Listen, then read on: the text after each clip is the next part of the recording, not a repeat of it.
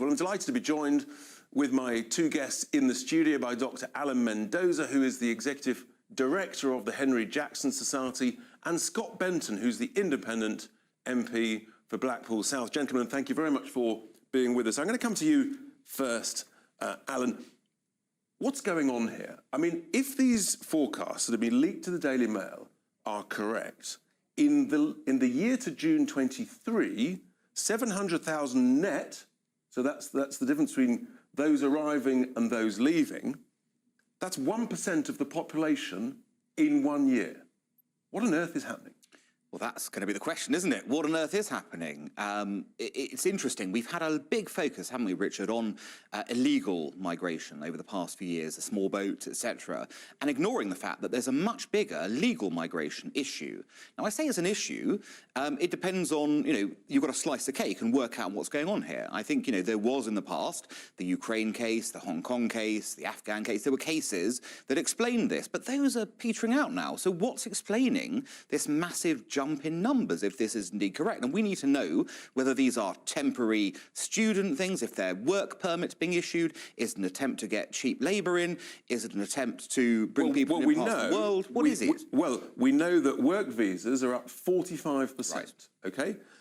We know also that existing foreign workers have extended visas significantly. You've touched on a really significant point, which is student numbers. Because these numbers only include a percentage, it seems, of the overall student visas, which for the year, I think, to June 23, was some 650,000, compared to 4 or 5 years ago, it was just 200,000, and many of those are not included. So, I mean, this is more than a surge, it's like a torrent.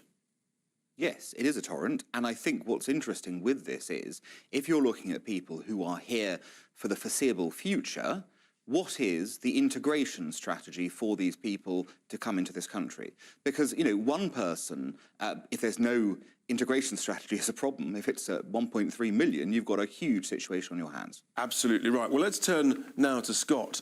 Thank you for being with us. What's the impact? I mean, you're an MP. You stood in the last election on the basis of reducing immigration, particularly low-skilled immigration. What's the impact on your constituents, and how do you think they will react if these forecasts prove to be right on Thursday? Well, when the British public are asked, time and time again, they want to see net migration figures reduced. And I'm afraid over the last 25 years, we've seen exponential growth in immigration, firstly under Tony Blair and the Labour government, and since then the Conservative government. You mentioned the manifesto I stood on, Richard, which pledged to reduce net migration numbers. And despite that, we are seeing probably 2 successive years of immigration, net immigration, in excess of 600,000. That is not what the British people want, and they expect us as a government to drive down those figures. That is not happening. My constituents will rightly be absolutely furious. And because the number when the last general election was, the net number was about 250 to 300,000, as I recall. So you're looking at well over a doubling and rising 4 years later. Absolutely, and the media often focus upon the illegal immigration problem. It's the legal migration part which is putting such a huge pressure on public services, on housing in this country. For example, my constituents can't find an NHS dentist. They have huge problems finding social housing, public services are under immense pressure, and yet we are seeing these record migration figures year upon year. I mean, these, of course, one follows the other. Frankly, as night follows day. It's pretty obvious. If you increase your population by 10 million in 20 years, then you need to grow all of your public services accordingly. If you're increasing your population net by 1% in 1 year, that's 10% in 10 years at this rate. I mean, the reality is that the government's completely misled us. I mean, some would say because some of this is deliberate.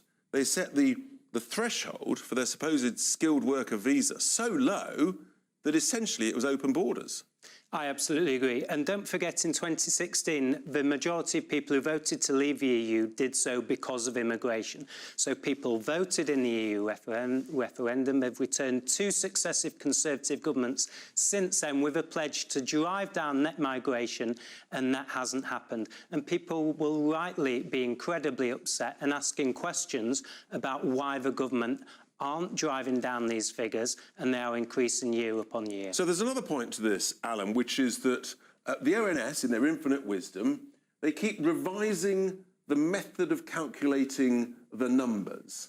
And they did it 6 months ago, and I think they've announced that in 2 days' time, they're going to revise the numbers again and also look back. I mean, the slightly cynic in me says that they might be cooking the books. Am I being completely unfair? Well, they might be cooking the books the other way, actually, ironically, and including more people in figures that should have been included many years ago. Maybe we always had a bigger problem than we actually realised. There is that potential. Unless you know what the actual mechanism is that they're looking at, it's difficult to make that prediction. So I suppose, looking at it from the other side of the debate, many will say, economists, possibly some from part of the Conservative Party, that actually lawful immigration is a good thing. It grows the size of the economy and brings in more people to fill jobs. We've got a labour shortage. So that's their line of argument. What's your answer to that, given all the pressures we're seeing? Well, that's an argument, and this is why this is such a nuanced issue, because of course you've got this point. If you're bringing in people who are going to do jobs, they're going to pay tax as well. There is that sort of side there,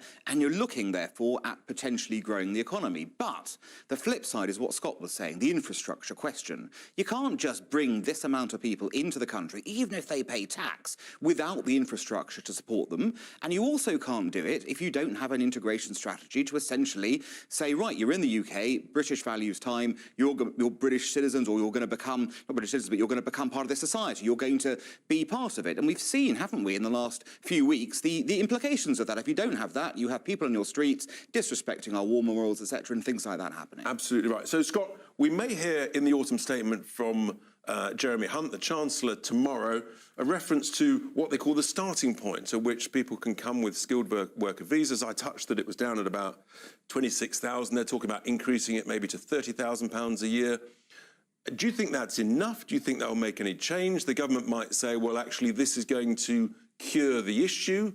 What do you say to that? Or would you like to see the threshold much, much higher? I think there's a number of things which the government has to do at the moment, not just stop the boats and the illegal immigration aspect, but also putting a cap on the number of refugees which come here every year, closing down some of the student loophole routes, which, for example, means somebody can graduate and for 2 years afterwards they can stay in this country without a job. We need to look at that. And as you've said as well, we need to raise the salary threshold. I would say that needs to be above £40,000.